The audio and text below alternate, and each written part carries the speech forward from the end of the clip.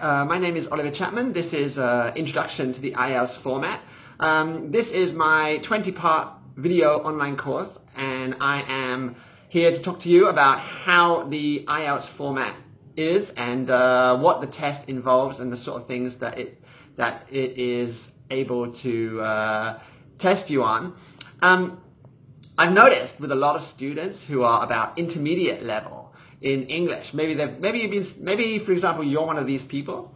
You're intermediate level and you've been studying English for maybe like 2 or 3 years or something like this in either an evening class, or maybe you study at school and you're a native speaker of another language, and you're waiting and you want to develop your skills, and you've done starter level and elementary and pre-intermediate, and you've got to intermediate, and you think, right, you know what, now I want to try IELTS.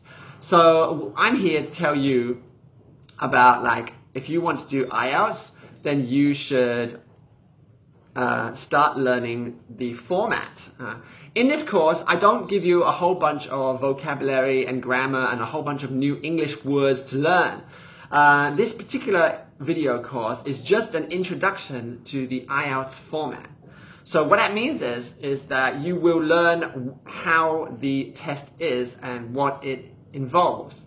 What I've found is that, like, if you, for example, if you're intermediate level English, you're probably about IELTS 5 or 5.5 all by yourself at the moment.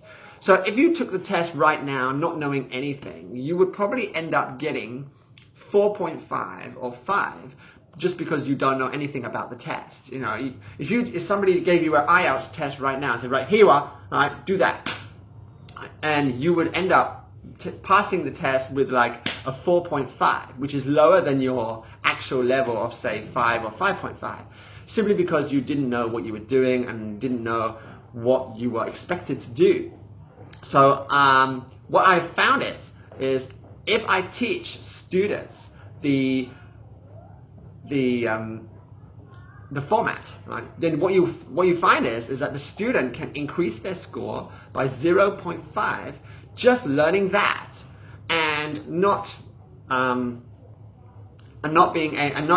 knowing anything else. So you don't have to increase your English, you don't have to increase your vocabulary or grammar or anything like that.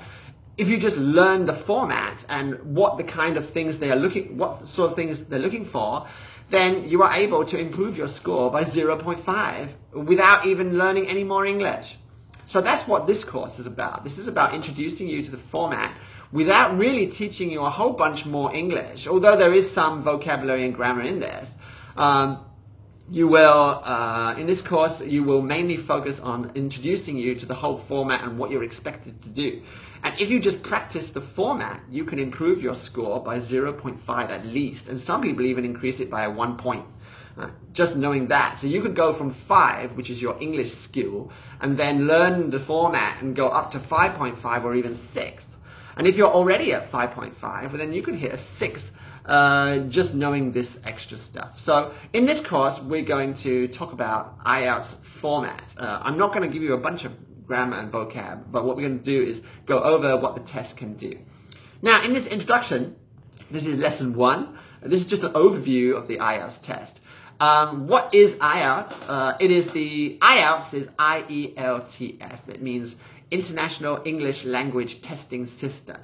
So it used to be that everybody did TOEFL, and that was Test of English as a Foreign Language, and that was like 10 or 15 years ago, and everybody was doing TOEFL, and IELTS was this kind of strange thing that came out of Cambridge University in the UK, and everyone's like, well, what was that, you know? Nowadays, it's like totally the opposite. Now everybody is doing IELTS, and like TOEFL is unusual. I usually don't get any students who want to study TOEFL anymore, and they just want to do IELTS. And it makes sense, because IELTS is covers everything, whereas TOEFL is just for study only. And also TOEFL is mainly in America, and IELTS is sort of like for everyone, everywhere. Even though you can use TOEFL everywhere, it would make sense to use a test which is already international in its scope, rather than use an American test which has to be accepted by everyone.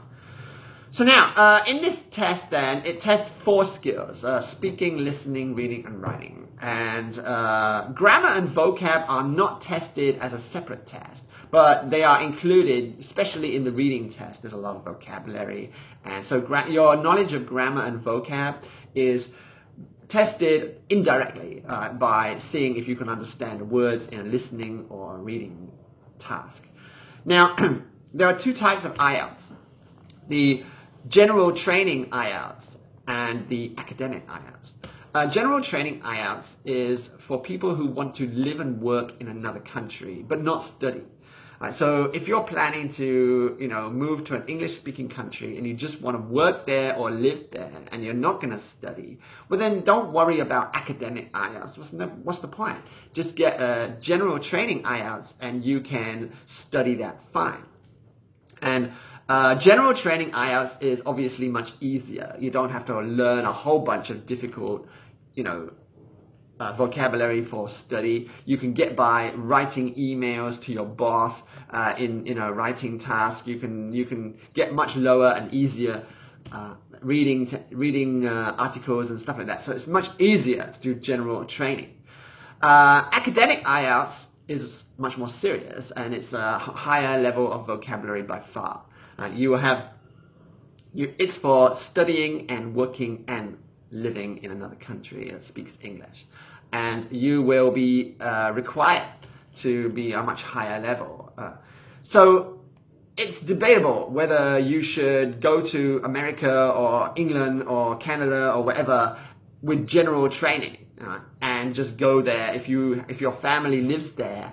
And you can get some sort of visa because you're related. You might as well go and do general training IELTS if you're over 18 and you can work. If you go there and get a visa and you can work, well then you might as well do general training, get that, and then when you're working there, then go and study something later. All right? It makes sense because then you get the same score, but you get the much easier test, which is general training. You just go there, do that. Right, work for a few years and then study. All right, then you don't need the. You'll still be okay with the general training IELTS, and you don't need to faff around with academic. But most students still take the academic IELTS and then go straight into study because it's an easier way. Because studying is an easier way to get a visa.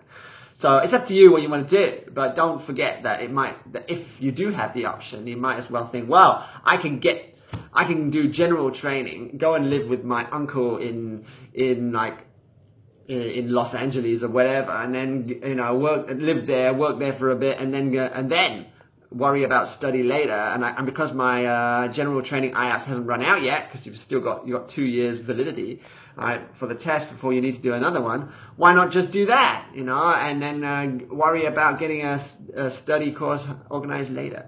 But anyway, let's go on. So when you do the test, they usually invite you to the test center 2 times. One of them will be for the speaking test, and then the other one will be for the reading, writing, and listening. The speaking test is only 11 to 14 minutes, so it makes sense for them to do all the speaking tests at the same time, and everybody's in and out in less than 15 minutes. So they can see a lot of people, like in 1 hour, they can see 4 students an hour. So it makes sense to do the speaking test at a different time.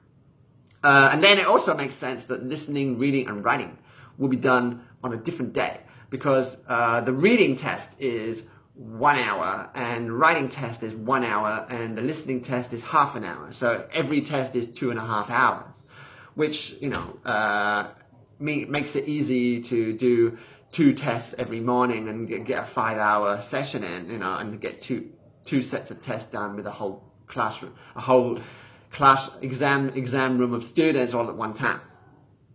So altogether, the maximum test time is 30 minutes for listening, 1 hour for reading, 1 hour for writing, and 14 minutes for speaking. So the maximum time you have is 2 hours and 44 minutes.